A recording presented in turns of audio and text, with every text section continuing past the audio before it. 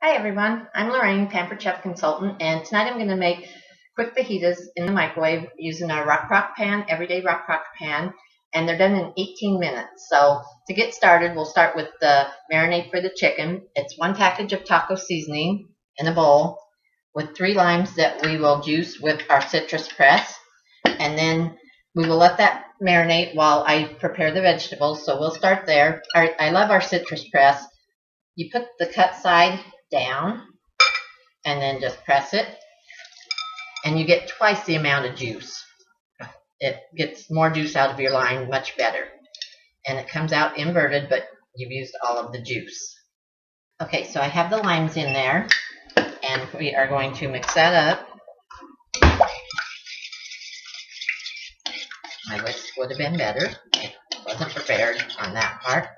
So it makes a lot of juice. You can see in the bowl, there's quite a bit there.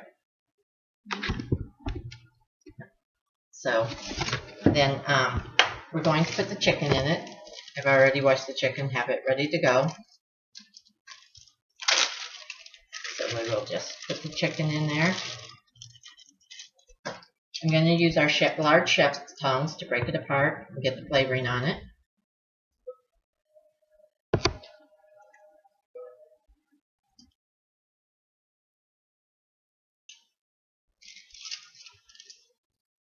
And then we are going to set this aside for a few minutes.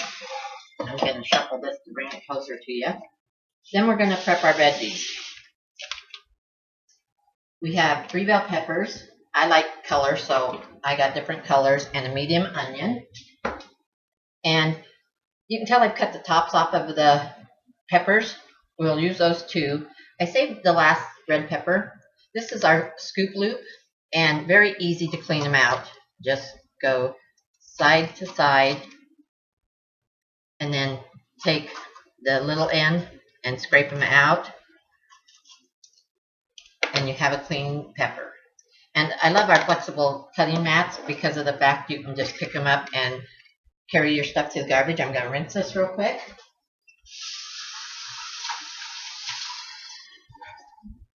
Now we are going to use our simple slicer to slice these. When it's like this, it's all the way up in the lock position. We're going to go all the way down to 3. This is our carrier. You hook the carrier on the sides. Yeah, if I do it right. There we go. So we will put the onion in there. You have feeder prongs here. Put those into it. And then we're just going to slice. And this is how easy it is. So we will just take our Suco knife and slice it in half. Slice it in half. These are going to go in the bottom of the pan. Kind of break them up.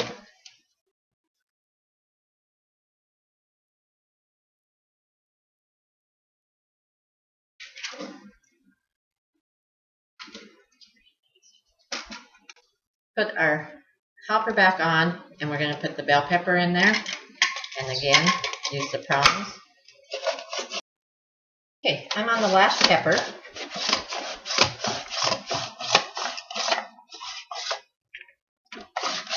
It just needs a little room for everything to fall here. Really easy to do. And then you can lock it back up so that when you're washing it, you won't get cut. Now, one thing I really love about our flexible cutting mats, I was saying, is that they're really easy to just pick up and all into your bowl. So now we have all of our peppers in here and our onions. Then we're going to take our chicken and dunk it just a little bit more. Make sure it's seasoned well. And put it on top. Raw. And it will cook. It won't feel rubbery when it comes out of the microwave. I think I had 2 pieces together there. So now we're going to cover this, and I do mine a little bit different in the recipe. I like the flavor. So what I'm going to do is cook this for 13 minutes. Take it out, oops, I forgot my garlic. That's not good. wouldn't taste near as well. This is our garlic press. I love it because it's super simple. This is my brush. You just put the garlic in, no need to peel it, and just squeeze. And so then it has a brush. You can scrape off everything around here. But what's it, see the inside of this, how the garlic skin's in there? Take the brush and fit it on the back side into the holes, and it pushes that up. Then you just use this end and scrape it out. So you get your garlic. This is really thick garlic. And your brush also has this little curved end on it that will scrape it off also. So you can place it wherever you want the garlic.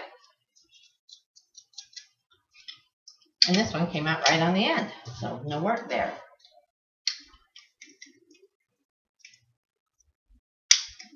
Oh, come on. I'm trying to do this for the camera.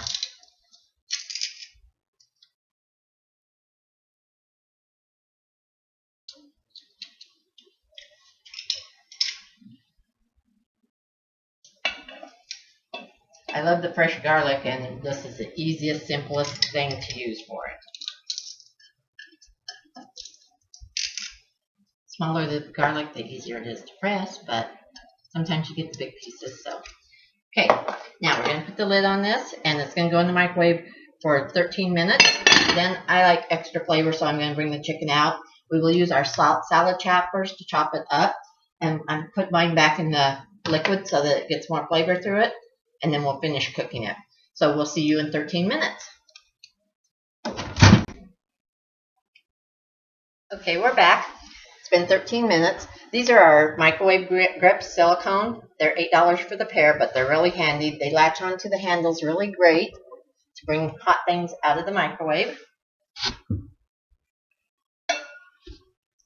Smells great. Looks yummy. Now, it's got liquid on it. I drain the liquid. It's from your vegetables and your chicken. But I want my flavoring from my mixture to go through there, so I drain it, or most of it.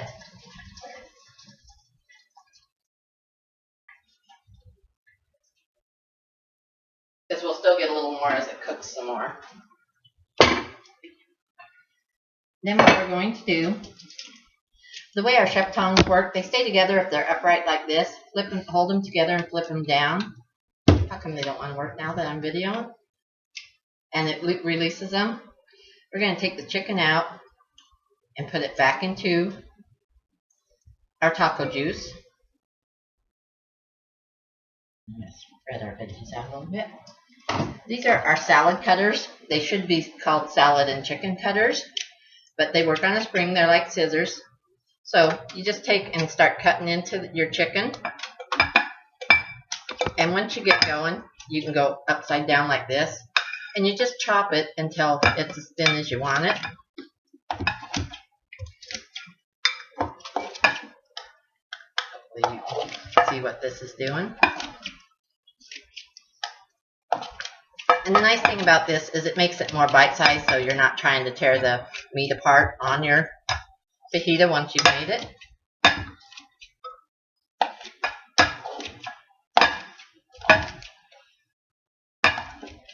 And then you can kind of scoop it around, see how big your chunks are.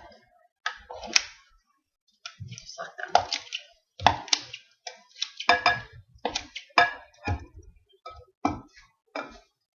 And then we have our scrapers from our stoneware. They work great for getting your fingers in here and cleaning out these little edges. And then when you're done and want to store them after they've been washed, of course, it's got the latch here on the top that will hold them together so that you don't cut your fingers on there while they're in storage.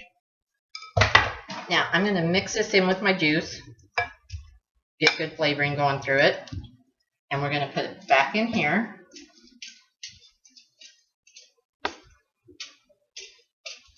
Suppose the tongs don't do too bad as a scraper. So then I'm going to mix it around a little bit so that the meat and the flavoring will go down to all my veggies. And you can tell the veggies are getting tender in here. Now we're going to put it back in for the other 5 minutes, and then we'll be ready to put it on some shells and have some fajitas. So we'll see you in 5 minutes. Okay, so our fajitas are done. And doesn't that look wonderful? Now, one thing I really like on my fajitas, you can put what you want to, just have it the mix, or you can put tomatoes, guacamole, sour cream, whatever you want on them. I love tomatoes on mine. This is our slicer. It will do like apples, oranges, and tomatoes and onions. So for the tomatoes, I've taken the center out, turn them upside down, and just wiggle it a little bit, and it slices real easy. And the nice thing about this, then you can just take your knife and slice them up bite size, and you got your tomatoes really quick without a lot of slicing and work to them. So hope you enjoyed the recipe in the video, and enjoy.